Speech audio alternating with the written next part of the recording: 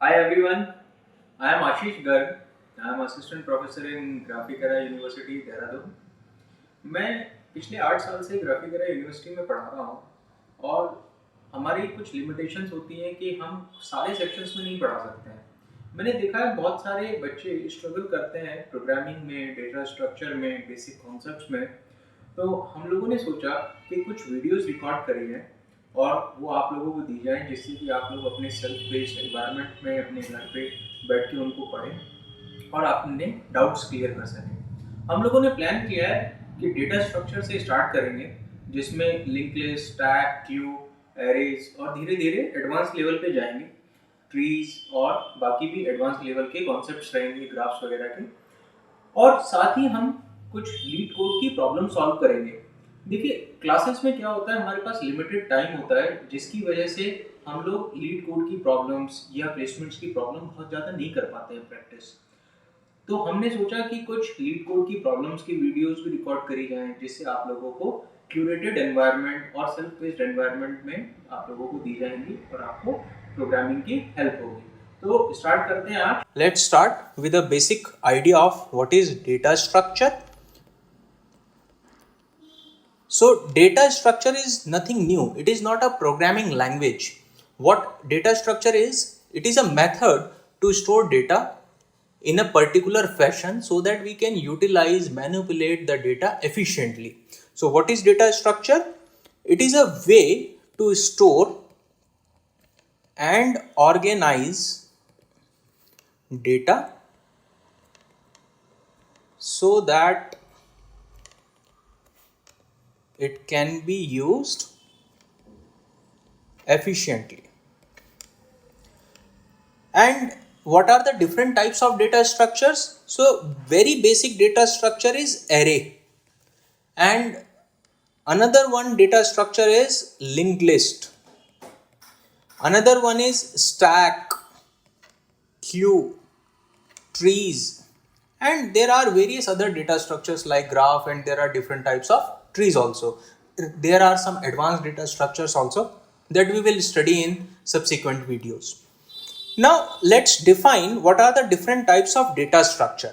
So we have two types of data structure, that is one is linear one and another one is non-linear. Linear क्या होता है कि जब आप एक डायमेंशन में आगे बढ़ो, जैसे टू 1D, एक वन डायमेंशनल में, और you can say it in two dimensional also, because you can go back and fourth, आप आगे पीछे दोनों तरफ जा सकते हो, बट आपके पास फ्लेक्सिबिलिटी नहीं है that you can go up and down also. So that is a linear data structure. For example, there is a array. Array is a linear data structure. Or linked list. Linked list is a data structure which comes into a category of linear. But in non-linear data structure, we can store data and access data in non-linear fashion. And the example of this data structure is like trees, in which we have form from where we can go from left to right or up and down, and there are various ways we can move around, which we will study in subsequent videos. There are methods to traverse trees like pre-order, post-order, and there are other methods also. Whereas in linear data structure, the data is stored maybe in non-linear fashion also, but accessed in linear fashion, only. So what I mean by store in non-linear fashion, जैसे link list है, उसके अंदर हम data non कंटिग्यूअस memory में भी store कर सकते हैं, वेयर एज एरे के अंदर डेटा कंटिग्यूअस फैशन में स्टोर होता है. लेकिन अगर आप दोनों में देखेंगे तो एरे और लिंक लिस्ट के अंदर, दोनों के अंदर हम डेटा एक लीनियर फॉर्म में एक्सेस करते हैं, एक के बाद एक के बाद एक. इसके अलावा हमारे पास एक चीज होती है abstract data structure. Abstract data structure और टाइप्स, एब्स्ट्रैक्ट डेटा टाइप्स, और इसको शॉर्ट में एडीटीज बोल सकते हैं. What is ADT? Data structure with some operations. So data structure is a method by which you can store data, by which you can use it efficiently later on. But अगर उसमें कुछ operations नहीं होंगे तो उस data structure को बनाने का या उसमें डेटा स्टोर करने का कोई फायदा नहीं है। जैसे फॉर एग्जांपल हमारे पास सी प्रोग्रामिंग में या सी प्लस प्लस प्रोग्रामिंग में बाय डिफॉल्ट कुछ प्रिमिटिव डेटा टाइप्स आते हैं, इंटीजर है, फ्लोट है, डबल है, कैरेक्टर है। उनके साथ में हमें कुछ ऑपरेशंस भी मिलते हैं जैसे एडिशन, सब्ट्रैक्शन, कॉन्केटिनेशन। और ये अगर ऑपरेशन ना मिले तो उन डेटा टाइप्स का कोई फायदा नहीं है। इसी तरह से अगर हमारे पास कुछ डेटा स्ट्रक्चर हैं जैसे स्टैक है, क्यू है, अगर हम उनमें कुछ ऑपरेशंस नहीं कर सकते तो खाली डेटा स्टोर करने का कोई फायदा नहीं है। तो अगर हम कुछ डेटा स्ट्रक्चर के अंदर स्टैक है फॉर एग्जांपल, इसमें कुछ ऑपरेशन ऐड कर दें जैसे पुश, पॉप या टॉप ऑफ स्टैक, तो इस पूरे चीज को हम बोलेंगे एब्स्ट्रैक्ट डेटा टाइप्स। और एब्स्ट्रैक्ट डेटा टाइप्स हमारे पास और भी बहुत सारे होते हैं। जैसे फॉर एग्जांपल हमारे पास एक एडवांस लेवल का एब्स्ट्रैक्ट डेटा टाइप है disjoint data set, disjoint set, या फिर बाइनरी ट्रीज। इनके बारे में हम आगे बात करेंगे। तो इस तरह के चीज को हम एब्स्ट्रैक्ट डेटा टाइप बोलते हैं। अब बात करते हैं कि एक बहुत ही कंफ्यूजिंग टॉपिक होता है बच्चों के लिए, एरेज वर्सेस लिंक्ड लिस्ट। कि सर हम लोग सब जगह एरेज यूज कर सकते हैं, आसान भी ये यूज करना, तो लिंक लिस्ट क्यों पढ़नी है, उसके लिए उसका फायदा क्या है? तो देखिए बहुत सारी एडवांटेज हैं एरेज की। जैसे आप एरे को इजी टू यूज कह सकते हो, इजी टू एक्सेस कह सकते हो। कांस्टेंट टाइम के अंदर आप किसी भी इंडेक्स को कांस्टेंट टाइम इंडेक्स एक्सेस कर सकते हो। क्यों? क्योंकि किसी भी एरे का हमारे पास एक बेस एड्रेस होगा।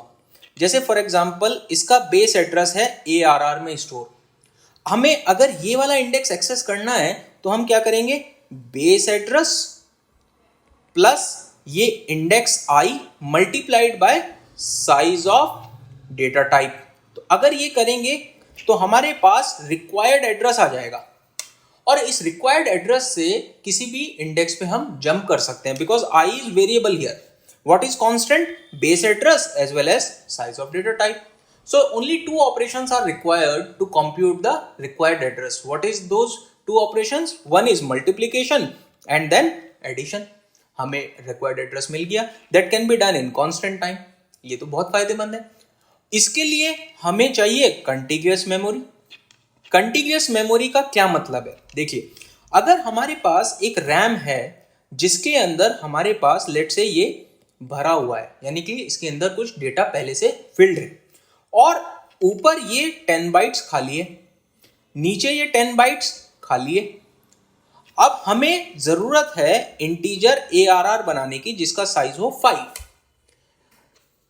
इंटीजर का साइज होता है 4 बाइट्स और हमें 5 ऐसे इंडेसेस चाहिए, यानी कि टोटल साइज रिक्वायर्ड है 5 into 4 that is 20 bytes.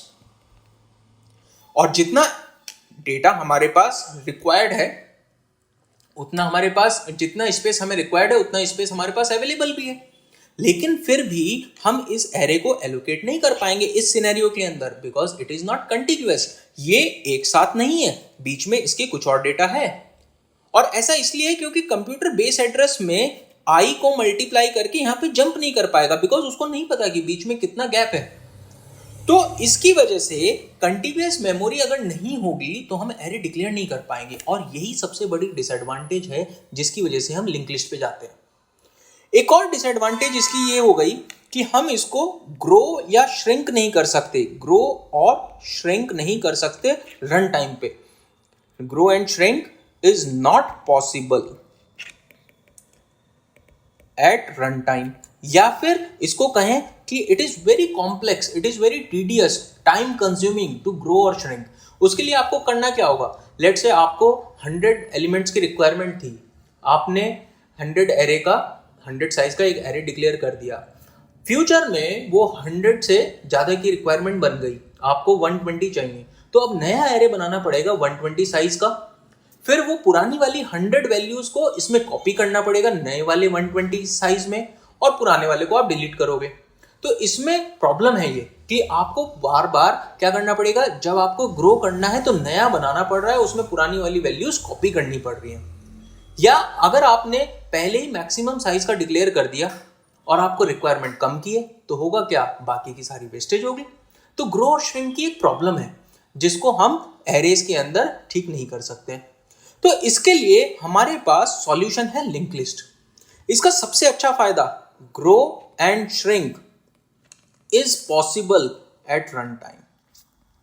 Run time पे ये ग्रो भी हो सकता है, श्रिंक भी हो सकता है। No fix size is required at the time of creation. हमें क्रिएशन के टाइम पे फिक्स साइज की रिक्वायरमेंट नहीं है और इसकी वजह से लिंक लिस्ट बहुत हेल्पफुल है। इसका मतलब ये हुआ कि हम इसको नॉन कंटिग्यूअस फैशन में भी यूज कर सकते हैं। नॉन कंटिग्यूअस जैसे अब यहां पे हमारे पास ये बीच में भरा हुआ है स्पेस, तो हम क्या कर सकते हैं, इनको आपस में लिंक कर सकते हैं। इस वाले को भी यूज करेंगे और इसको भी यूज करेंगे। ये पहले एरे में पॉसिबल नहीं था, तो ग्रो और श्रिंक भी हो सकता है। साथ में इसमें फिक्स साइज की भी रिक्वायरमेंट नहीं है, नॉन कंटिग्यूअस मेमोरी में भी काम करेगा। लेकिन जब कहते हैं कि बहुत सारी फायदे हों तो कुछ नुकसान भी हो सकते हैं। तो ऐसे ही इसके अंदर एक बहुत बड़ा नुकसान क्या है कि हम इसको कांस्टेंट टाइम में एक्सेस नहीं कर सकते किसी भी नोड को। हमारे पास अगर कोई नोड लास्ट में है और सिंगली लिंक लिस्ट है, अब सिंगली लिंक लिस्ट क्या होता है वो हम नेक्स्ट वीडियो में देखेंगे। तो हमें टाइम एक्सेस करने में एक्सेस टाइम इज मोर, और वो मोर कितना है, बिग ऑफ एन तक लग सकता है। What is big of n, that we will see later on. लेकिन ये टाइम कांस्टेंट नहीं है, लीनियर टाइम लगेगा इसमें। This is a disadvantage also. One more disadvantage is that extra space is required for references. क्योंकि अब यहां पे आप देखेंगे कि हमें ये लिंक करना पड़ रहा है, तो यहां पे जो इसका एड्रेस होगा वो हमें यहां पे स्टोर करना पड़ेगा, otherwise we can not jump from here to here. तो उसके लिए हमें एक्स्ट्रा स्पेस की रिक्वायरमेंट होगी। तो यहां पे आपने देखा कि एरेज हमारे इजी टू एक्सेस हैं। आप देखेंगे लिंक लिस्ट में आपको पहले टाइम जरूर लगेगा, लेकिन धीरे धीरे जब आप उससे एक्लिमेटाइज हो जाएंगे तो आप उसको बेहतर यूज कर पाएंगे। In next video we will see and start with link list in a detailed manner. Thank you.